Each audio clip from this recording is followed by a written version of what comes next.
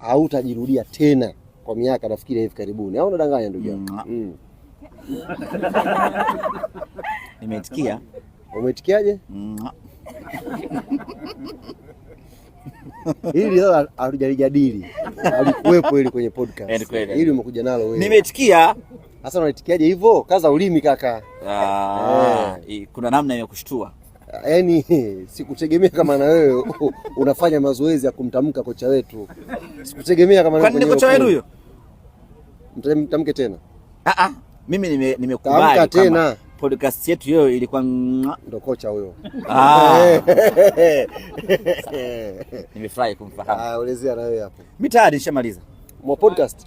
Tayari? Long time ago. Long time. Basi tunashukuru baba. Na swali labda kwa watu wawili.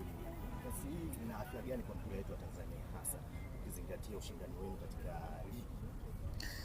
Tumezungumzia maendeleo ya mpira wa Tanzania.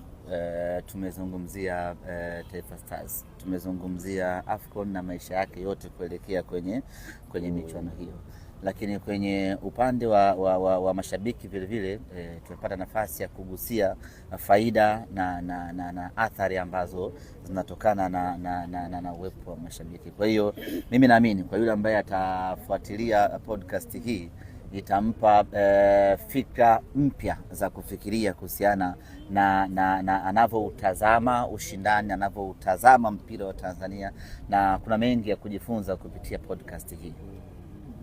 Yaani natamani ulivyojibu hilo swali, ulivyotulia ndio ungejibu hivyo kwenye podcast rafiki yangu. Kwenye podcast umejibu kama mtu yani ambaye umenyoka yani. Nimekumbuka jambo hili. Kwenye podcast hii bwana, kila mtu kapewa heshima yake. Mimi nimepewa, nikisema mimi unasema najipendelea. Hiyo sio story ya kweli. Ni kweli? Hamna, sio story ya kweli. Hiyo unaitengeneza kaka. Ni kweli kaka. Tumepewa heshima wote kualikwa hapa. Wewe umepewa jina gani? Wasemaji. Alikamwe sana jina gani lingine? Sio. Mimi nimeitwa executive. Yaani mtu maridadi. Wewe umeitwa semaji ya mabingwa champion. Mwehu. Wewe una akili wewe. Una akili wewe. Wamesema pale champion nikaitwa mimi.